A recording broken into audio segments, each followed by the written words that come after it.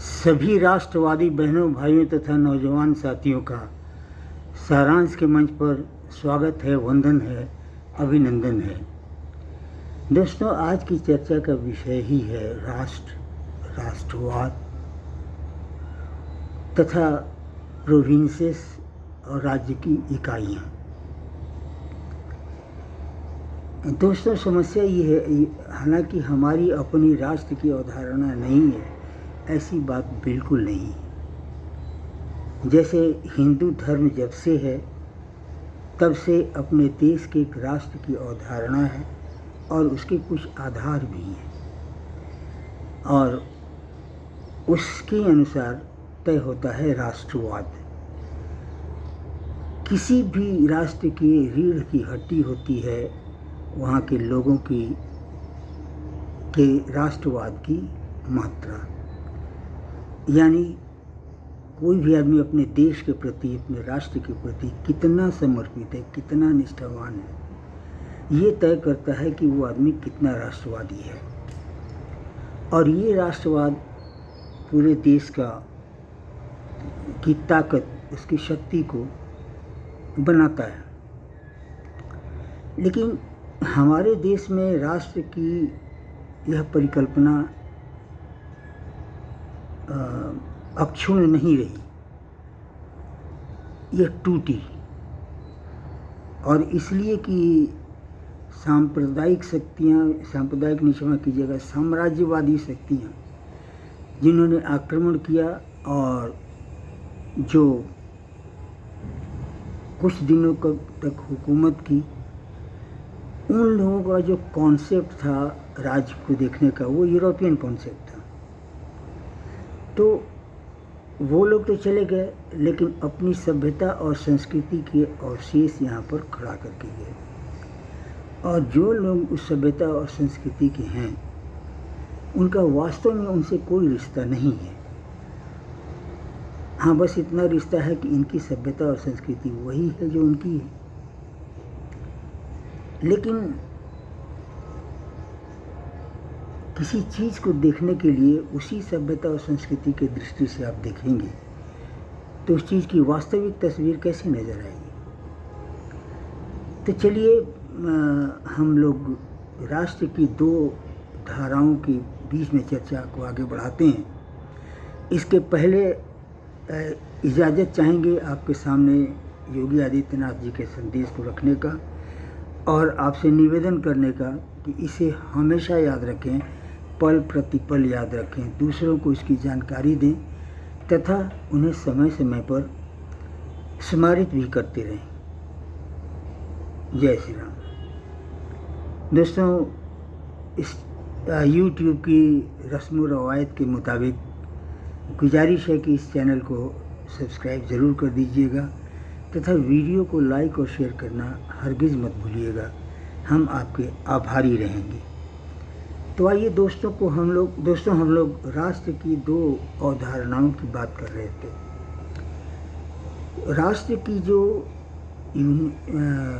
एकल राष्ट्र की कल्पना जो है और ये कॉम्बिनेशन ऑफ स्टेट्स, तो ये यूरोपीय कॉन्सेप्ट है जहाँ की डिफरेंट स्टेट्स जो हैं वे एक कॉमन इंटरेस्ट से यूनाइटेड होकर के एक कंट्री बनाते हैं जिसे राष्ट्र कहते हैं।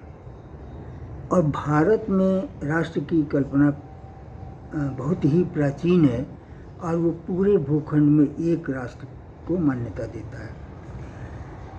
दोस्तों, यहाँ पर थोड़ी समझने की आसानी के लिए या थोड़ा व्याख्या को और सटीक हम कह सकें, उसके लिए समाज शास्त्र से एक उदाहरण सामने रखना चाहेंगे कि समाज दो तरह के होते हैं, एक प्राथमिक समाज, एक द्वितीयक समाज।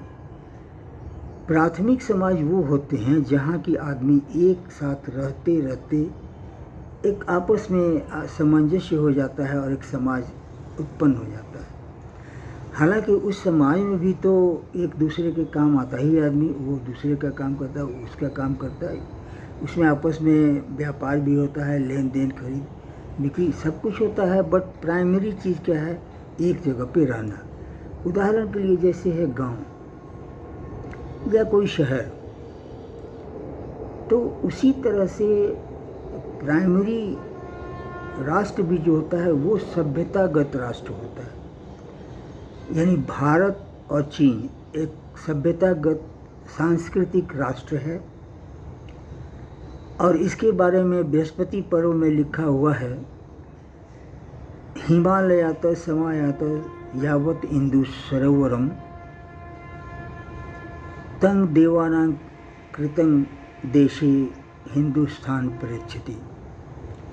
स्पष्ट होगा कि हिंदुस्तान से लेकर के हिंद महासागर तक जो देव निर्मित भूमि है, देश है, उसे हिंदुस्तान कहते हैं। तो इसमें क्या है दोस्तों कि देश प्राइमरी है, राष्ट्र प्राइमरी है, राज्य जो है सो सेकेंडरी है। They can not be considered at the cost of the nation. लेकिन ऐसा हो रहा है देश में। दूसरी तरफ क्या है कि यूनियन ऑफ स्टेट्स जो सेकेंडरी समाज है, ये एक देश को बनाने के लिए इकट्ठा होता है, और सबकी अपनी अलग अलग धारणा है, सब अलग अलग ये हैं, लेकिन कुछ कॉमन मिनिमम प्रोग्राम लेकर के एग्री करते हैं और वो एक देश की रचना करते हैं। तो उसमें क्या है कि वस्तुतः हर हमेशा वह राष्ट्र खंड खंड होने के लिए तैयार रहता है,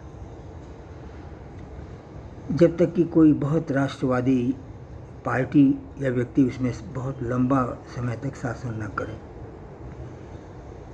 तो ये हमारे देश के लिए लागू होता ही नहीं है, लेकिन हमारे देश में कुछ चीज़ें लागू कर दी गई। जैसे जब पाकिस्तान बन गया था तो भारत में बहुसंख्यक आबादी हिंदुओं की थी। उधर पाकिस्तान हुआ तो इधर हिंदुस्तान क्यों नहीं बना? 92% हिंदू जिस राष्ट्र में थे, उस राष्ट्र को हिंदू राष्ट्र क्यों नहीं बनाया गया? उसके ऊपर से एक कैप लगा दिया गया धर्मनिरपेक्ष का, बिकॉज एक आदमी चाहता था कि ये कंट्री धर्मनिरपेक्ष हो, और उसने एक कैप लगा दिया, उसके नीचे सब लोगों को चलना पड़ा, आगे बढ़ना पड़ा। परिणाम हमारे आपके सामने है। तो ये दो धाराओं के बीच चलता हुआ ये देश है। इसमें मैं कहना ये चाहता हूँ कि बल्कि इसे दो नामों से भी पुकारा जाता है, एक भारतीय राष्ट्रवाद, एक हिंदू राष्ट्रवाद। मैं तो थोड़ा सा जानना चाहूँगा भारतीय राष्ट्रवाद का अर्थ क्या होता है। भारतीय राष्ट्रवाद में मैंने देखा है कि हमारे समाज के एक समुदाय के लोग किसी एक दिशा में बैठकर सजदे करते हैं, इबादत करते हैं, और वो दिशा जो होती है वो उन्हें उनके होली प्लेस अरब तक ले जाती है, मक्का मदीना तक ले जाती है, उसी दिशा में। कहना ज़रूरी नहीं है दोस्तों कि उनकी निष्ठा जो है वो वहाँ के मक्का मदीना के प्रति होती है, और वे बंधु लोग, उस समुदाय के बंधु लोग स्पष्ट खुलेआम कहते भी हैं कि हमारी सबसे पहली निष्ठा हमारी है कुरान पे, उसके बाद हिंदुस्तान हो या पाकिस्तान हो। मतलब वो कुरान के ऊपर समर्पित हैं, निष्ठावान हैं। तो फिर भारत के प्रति राष्ट्रवाद कहाँ से आया? राष्ट्रवाद क्या संभव कितना होगा? और कुछ देश, कुछ एक और समाज ऐसा है जो रोम के प्रति निष्ठा रखता है, तो भारत के प्रति नहीं है। और बाकी जो बच जाते हैं लोग सेकुलर, जिनका कोई धर्म नहीं होता, जिनका प्रकृति क्या होती है ये भगवान जाने, लेकिन उनकी निष्ठा कम से कम इस देश के प्रति, राष्ट्र के प्रति नहीं होती है। एक ऑर्गेनाइजेशन, एक इंस्टीट्यूशन के प्रति उनकी निष्ठा हो सकती है, बस राष्ट्र के लिए कोई निष्ठा नहीं होती। तो वो जो भी राष्ट्रवाद है वो एक छलावा है, और यहाँ जो हिंदू राष्ट्रवाद है वो उसकी जन्मभूमि यही है, उसकी मातृभूमि यही है, उसकी कर्म भूमि यही है, और वो मृत्यु भी उसकी होगी तो इस मिट्टी में ही वो उसका दाह संस्कार कर दिया जाएगा। वो उसकी निष्ठा और कहाँ हो सकती है? तो उसकी सारी की सारी निष्ठा यहीं पर। इसलिए दोस्तों, इस देश के बारे में जो कुछ भी किया गया है व्यवस्था, वो इस देश को सूट नहीं करता है। मुझे लगता है कि हिंदू राष्ट्रवाद ही इस राष्ट्र का राष्ट्रवाद है, लेकिन व्यवस्था ऐसी की गई है कि सभी राज्य जो हैं वो एक दूसरे से अलग हों और राष्ट्र कहीं पर आपको खोजने पर ना मिले। जैसे आप बंगाल में चले जाइए, हिंदुस्तान कहीं नहीं मिलेगा, भारत कहीं नहीं मिलेगा। वो टिक्की पड़ा, घोड़ा पड़ा, ये सब कुछ मिल जाएगा, भारत कहीं नहीं मिलेगा आपको। बल्कि वहाँ के बारे में सुनते हैं कि कुछ लोग हैं जिनको जय श्री राम कह दीजिए तो कन्वल्सन आने लगता है। ये देश है, एक बात। दूसरी बात, एक भाषा प्रमुख वो रखेंगे और उस भाषा को छोड़कर दूसरी भाषा वो बोलेंगे नहीं। आप बिहार में आ जाइए तो यहाँ तो बस एक माई का फार्मूला अलग है और भूरा बाल साफ करो एक अलग है। तो इसी में ये लोग चल रहे हैं। इनकी भी अपनी भाषा है, ये दूसरी भाषा बोलेंगे नहीं, दूसरा भाषा सीखेंगे नहीं। बहुत पहले कर्पूरी जी ने पास विदाउट इंग्लिश कर दिया था, इसलिए अंग्रेजी पढ़ना भी ज़रूरी नहीं है। उत्तर प्रदेश में चले जाइए, यही ऐसी ही बात है। अब आप जाइए उड़ीसा में, भाषा उड़िया है। राजस्थान अति में रांची में चले जाइए, झारखंड में, उसकी भाषा अलग है। तो सभी चेन्नई में जाइए, वहाँ की भाषा अलग है। बल्कि राष्ट्र जो 3 लैंग्वेज फार्मूला सेट करना चाहता है, ताकि कम से कम एक लैंग्वेज ऐसा हो जो पूरे राष्ट्र को कनेक्ट करे। यहाँ के लोग जो हैं, राष्ट्र के, यहाँ जो राज्यों के पहलवान सूबेदार लोग हैं, वो लोग उसे लागू नहीं होने देना चाहते। अब बल्कि जो पार्टी मेजॉरिटी में है वो भी हिचकती है कि पता नहीं पब्लिक का क्या रिएक्शन होगा।